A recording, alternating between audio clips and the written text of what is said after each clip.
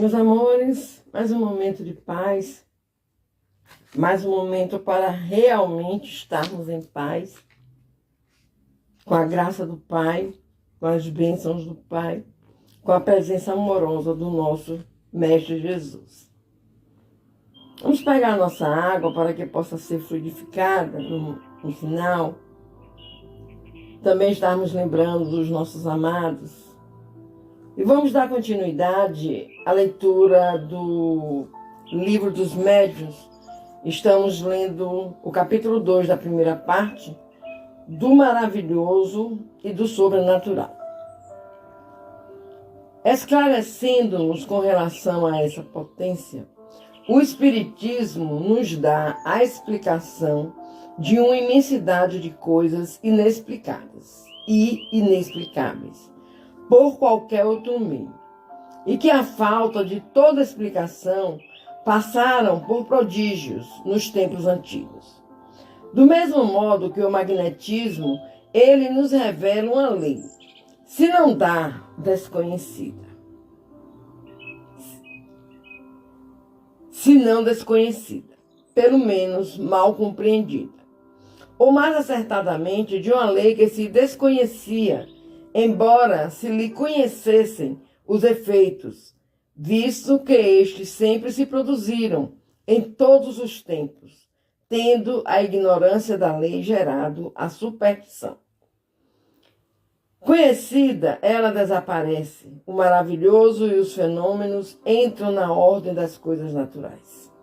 Eis porque, fazendo que uma mesa se mova, ou que os mortos escrevam, os espíritas não operam maior milagre do que opera o médico, que restitui a vida ao moribundo, ou o físico, que faz cair o raio. Aquele que pretendesse, por meio dessa ciência, realizar milagres, seria ou ignorante do assunto ou embusteiro. Os fenômenos espíritas, assim como os fenômenos magnéticos, antes de se lhes conhecesse a causa, tiveram que passar por prodígios. Ora, como os céticos, os espíritos fortes, isto é, os que gozam do privilégio exclusivo da razão e do bom senso, não admitem que uma coisa seja possível, desde que não a compreendam. De todos os fatos considerados prodigiosos, fazem objeto de suas zombarias. Pois que a religião conta grande número de fatos desse gênero, não creem na religião, e daí a incredulidade absoluta, o passo é curto. Explicando a maior parte deles, o Espiritismo lhes assina uma razão de ser. Vem, pois, em auxílio da religião, demonstrado a possibilidade de muitos que, por perderem o caráter de miraculosos, não deixam, contudo, de ser extraordinários. E Deus não fica sendo menor nem menos poderoso, por não haver derrogado suas leis. De quantas graçolas não foi objeto o fato de ser Cupertino, de São Cupertino, se erguer nos ares. Ora, a suspensão etérea dos corpos graves é um fenômeno que a lei espírita explica. Fomos dele pessoalmente testemunhas oculares. E o Sr. Rome, assim como outras pessoas de nosso conhecimento, repetiram muitas vezes o fenômeno produzido por São Cupertino. Logo, este fenômeno pertence à ordem das coisas naturais.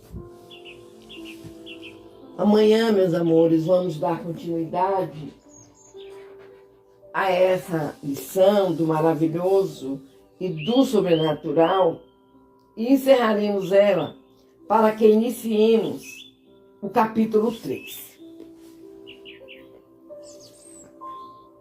Como vocês viram, meus amores, já no capítulo anterior e nesse, que fala sobre esses fenômenos que muitos acham miraculosos, muitos acham fantasiosos, né?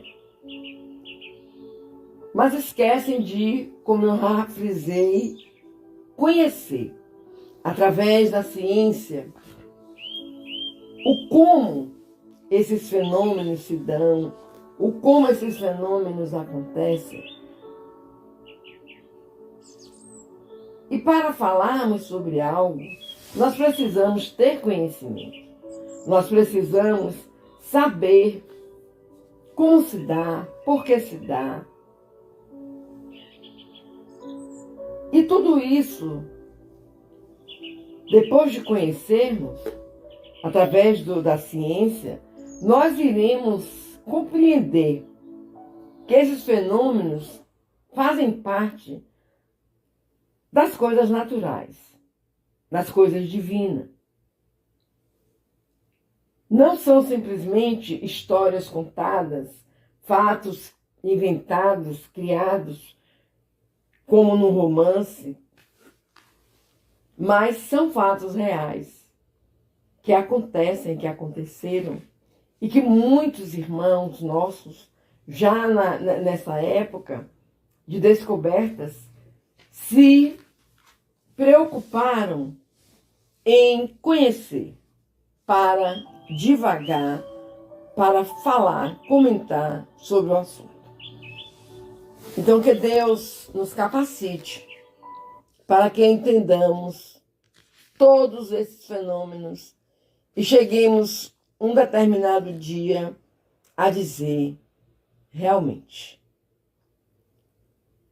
tudo que chamam de maravilhoso e de sobrenatural, nada mais é do que uma lei natural da vida. Vamos conversar com Deus. Querido Pai, mais uma vez juntos, orando, entendendo, conhecendo. Sabemos, Senhor, que a natureza, a mãe natureza, é prodigiosa, é linda, é especial. E te pedimos, Pai querido, que nós possamos vivenciar tudo que há de belo na mãe natureza, para entendermos o porquê de tudo. O porquê de estarmos nessa jornada. E o porquê que muitos de nós irão ter a necessidade de reencarnação. Obrigado, Senhor. Muita gratidão. Como sempre, Pai, te pedimos pelos nossos irmãos que se encontram doentes do corpo físico, do corpo espiritual, que eles consigam, meu Deus, entenderem essas necessidades de estarem trabalhando, de estarem evoluindo através do Evangelho de Jesus. Que entendamos, meus irmãos, que nada acontece por acaso. Nós não podemos ter as nossas ideias